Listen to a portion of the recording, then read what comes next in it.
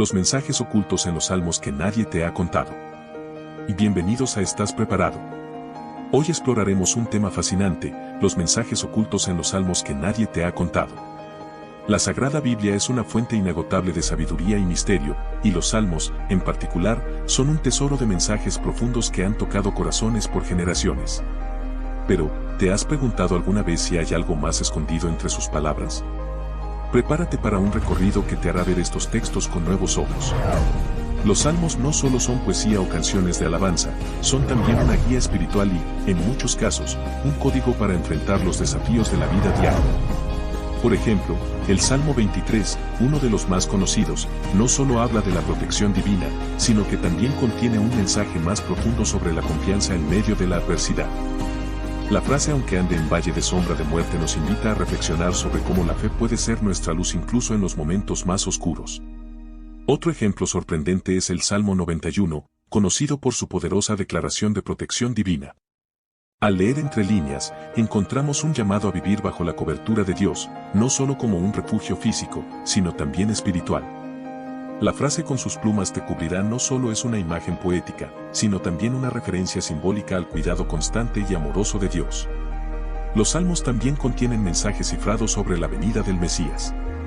El Salmo 22, por ejemplo, describe con una precisión sorprendente eventos que luego se cumplirían en la crucifixión de Jesús. Frases como "han horadado mis manos y mis pies" son una prueba de que los salmos no solo miran hacia el pasado, sino también hacia el futuro, conectando la historia de la humanidad con el plan divino de redención. ¿Qué hay de los mensajes sobre la vida cotidiana? El Salmo 37 ofrece consejos prácticos sobre la paciencia y la confianza en Dios frente a la injusticia. Nos enseña que, aunque los malvados prosperen temporalmente, la justicia divina prevalecerá.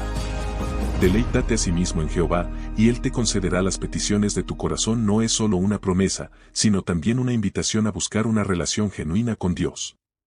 Además, los salmos nos inspiran a reflexionar sobre el poder de la gratitud. El Salmo 100, por ejemplo, nos recuerda la importancia de alabar a Dios no solo en los buenos momentos, sino también en las pruebas. Este salmo nos desafía a adoptar una actitud de agradecimiento constante, reconociendo que cada bendición, grande o pequeña, es un regalo divino.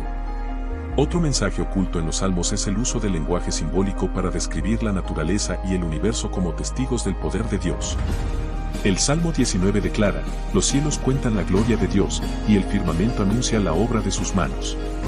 Este versículo no solo es una alabanza, sino también una invitación a mirar más allá de lo visible y reconocer la mano del Creador en cada detalle de nuestra existencia.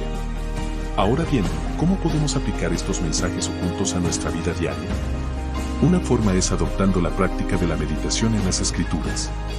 Dedica tiempo a leer un salmo y reflexionar sobre su significado más profundo. Por ejemplo, al leer el Salmo 121, que dice "alzaré mis ojos a los montes, ¿de dónde vendrá mi socorro?", pregúntate, ¿qué montes estoy enfrentando en mi vida y cómo puedo confiar más en Dios para superarlos? Otra forma es incorporar los salmos en tus oraciones diarias. Muchos de ellos están escritos como diálogos sinceros con Dios, expresando alegría, gratitud, arrepentimiento e incluso dudas. Usar estas palabras como parte de tus propias oraciones puede ayudarte a profundizar tu relación con Dios y a encontrar consuelo en los momentos de dificultad. Finalmente, te animo a compartir lo que aprendes con otros. Los salmos no fueron escritos para ser leídos en soledad, sino para ser cantados, proclamados y compartidos en comunidad. Al discutir estos mensajes ocultos con tus amigos, familiares o tu iglesia, no solo enriquecerás tu comprensión, sino que también inspirarás a otros a buscar más profundamente en la palabra de Dios. Gracias por acompañarme en este viaje por los mensajes ocultos de los salmos.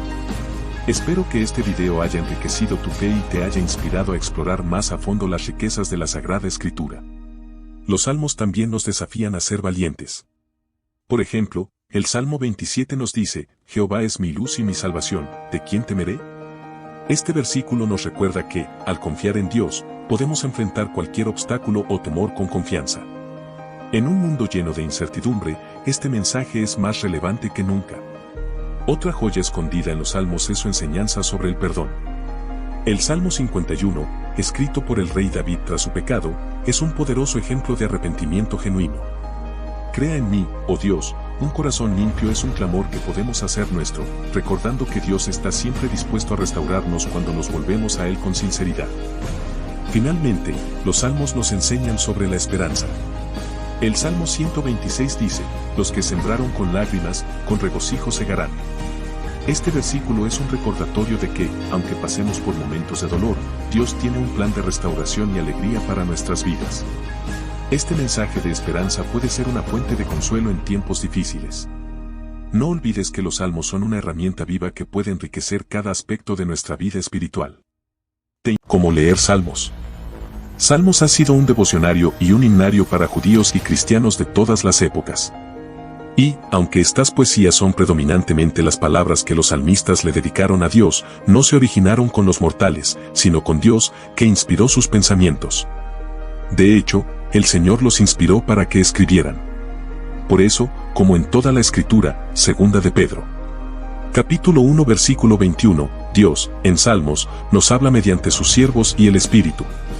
Jesús, los apóstoles y los autores del Nuevo Testamento citaron Salmos y lo identificaron como Escritura, Marcos. Capítulo 12 versículo 10, Juan capítulo 10 versículo 34 y 35, capítulo 13 versículo 18. Es la palabra de Dios al igual que los libros de Génesis y Romanos. Distintos autores del antiguo Israel escribieron salmos en poesía hebrea, por lo que estos salmos reflejan su mundo específico, si bien los mensajes son universales. Es fundamental aceptar salmos como palabra de Dios y prestar mucha atención a sus rasgos poéticos, así como a sus contextos históricos, teológicos y litúrgicos, para comprender sus mensajes, que llegan hasta nuestros días tras miles de años. Los salmos fueron compuestos para su uso en el culto individual y comunitario. Se cantaban como himnos en el culto del templo, como sugieren las anotaciones musicales que mencionan instrumentos, melodías y directores musicales. En la Biblia hebrea, el título del libro de los Salmos, Tehilim, alabanzas, refleja su propósito principal, es decir, la alabanza a Dios. El título en español, Salmos, procede del griego salmoi, que se encuentra en la Septuaginta, una traducción temprana, siglos II y III a.C., de la Biblia hebrea al griego. Los salmos eran una parte indispensable del culto israelita. Por ejemplo, se utilizaba en las dedicaciones del templo, en las fiestas religiosas, las procesiones y durante el emplazamiento del Arca del Pacto en Jerusalén. Los cánticos para los peregrinos que suben, Salmos 120 al 134, también conocidos como cantos de peregrinación, se entonaban tradicionalmente durante la peregrinación a Jerusalén en las tres principales fiestas anuales, Éxodo. Capítulo 23 versículo 14 al 17. El Ayel egipcio, Salmos 113 al 118, y el Gran Ayel, Salmos 136, se entonaban en las tres fiestas anuales principales, incluyendo las fiestas de la Luna Nueva y la dedicación del templo. El Ayel egipcio ocupaba un lugar importante en la ceremonia de la Pascua. Salmos 113 y 114 se entonaban al principio de la cena pascual, y Salmos 115 al 118, al final, Mateo capítulo 26 versículo 30. El Alel diario, Salmos 145 a 150, se incorporaba a las oraciones diarias en los cultos matutinos de la sinagoga. Los salmos no solo acompañaban el culto del pueblo, sino también lo instruían sobre cómo debían adorar a Dios en el santuario. Jesús oró con las palabras del Salmo 22, Mateo capítulo 27 versículo 46. Los salmos también ocuparon un lugar importante en la vida de la iglesia primitiva, Colosenses capítulo 3 versículo 16, Efesios capítulo 5 versículo 19. Aunque nosotros, por supuesto, no adoramos a Dios en un santuario terrenal como el templo antiguo, ¿cómo podemos utilizar los salmos en nuestro culto, ya sea en forma individual o grupal? Conozcamos a los salmistas. El rey David, cuyo nombre aparece en los títulos de la mayoría de los salmos, participó activamente en la organización de la liturgia del culto de Israel. Se lo llama el dulce cantor de Israel, segunda de Samuel capítulo 23 versículo 1.